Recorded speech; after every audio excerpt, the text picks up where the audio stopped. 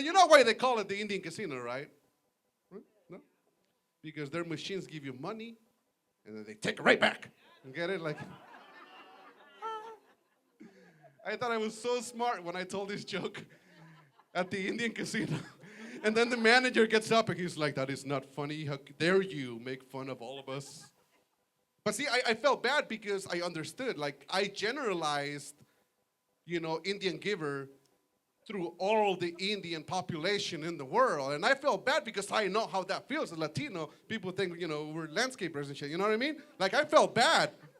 Like the guy even got up and like crossed his arms, and the whole night he was like crying, I was trashing his people, is what I'm saying, And I felt bad, but he actually stayed through the whole show, And here's the funny part, though. At the end of the show, he actually went to the manager and he asked for his money back. So, you know what I mean?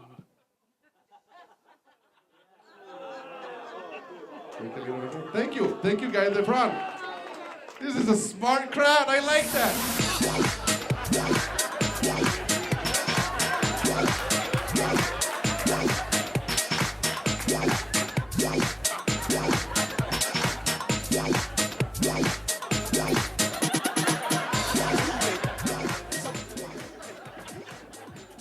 Here's the scenario where you wind up having sex when you're married. It's like you get into bed with your wife, and it's like 11 minutes to go until the next rerun of Law & Order on USA Network. And you have two choices. One, you can have sex. Two, you can have another conversation about how your lives really didn't turn out the way you were hoping they would.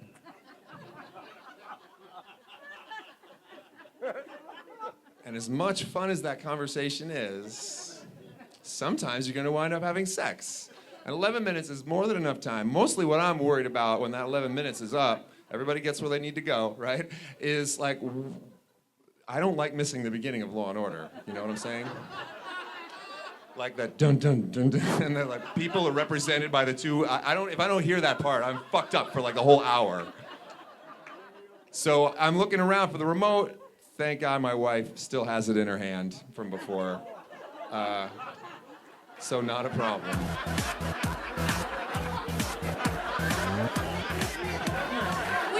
Put a lot of effort into this shit. Can I just say this right now? Like, hoodie sweatshirts are not a legitimate item of clothing. I don't see too many offenders right now, but I know you're out there. I think I see a hoodie or two. Men, you used to look like Don Draper, right? Now we're just surrounded by assholes waiting to exercise, It's like... The worst is hoodie shopping. I had a boyfriend that always wanted to go hoodie shopping with me. He'd be like, babe, come with me. Help me pick out a few hoodies. I'd be like, yeah, can we wait 5 minutes and see if you grow up first? No? Okay, let's go pick you out that towel with armholes in it. Let's do that, right? It's hard for me to date because I'm a single mom and I have a really young kid. And anytime you meet a single mom with like a really young kid, there's a dramatic story there, right? Like, it's never like, ooh, Jim wouldn't watch Downton Abbey with me, so I said, fuck him, and took the baby and ran, right? Yeah.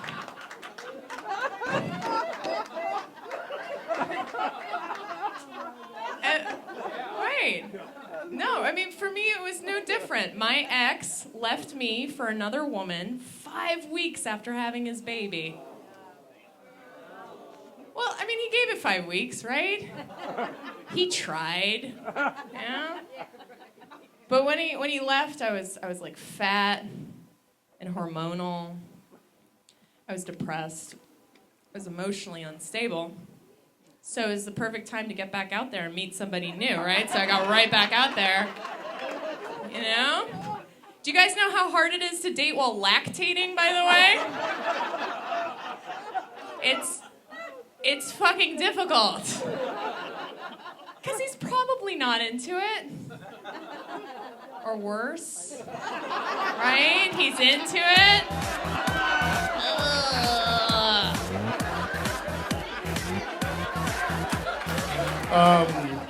Anybody job interviewing lately?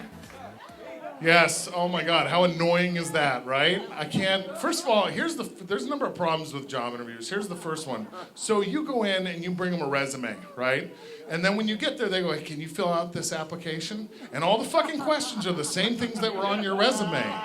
And you're like, did you not fucking get my resume? Who's doing that job? Because I could do that job because I could remember, hey, look, we already got that information, you know? How fucking stupid is that? And then the interview is like all the same questions again. They're so inane. I'm a part-time teacher at a local unnamed community college, anyway, so that means I end up doing some job interviews to try to fill the gaps in income, and I play a little game because job interviews are so repetitive that I start to sort of lose focus.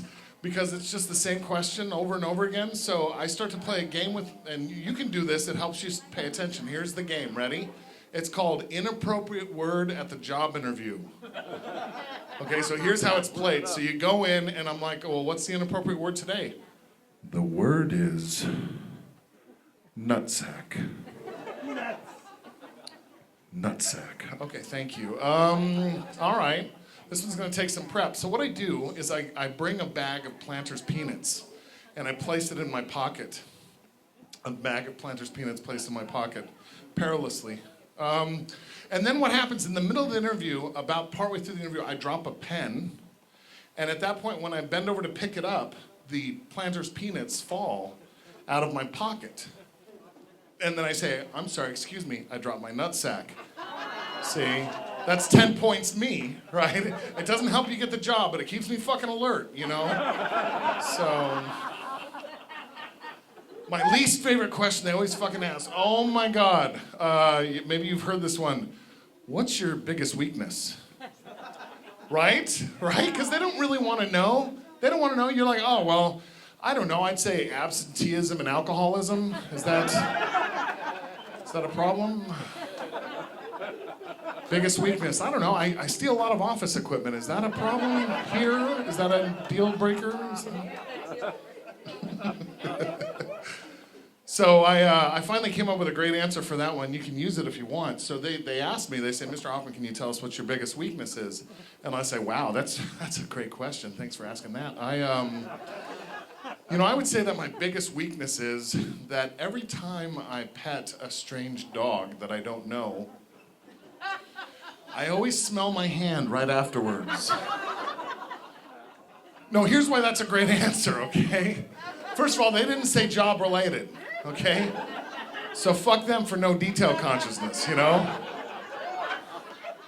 And second of all, it is a weakness. Every time I've ever pet a dog, there's always that ick, you know, that feel they have. And I always wonder, I'm like, I wonder if that has a flavor or a smell.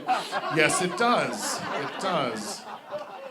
And here's the best part. If they don't shake your hand after the interview, it just means they were listening. That's all. It's just...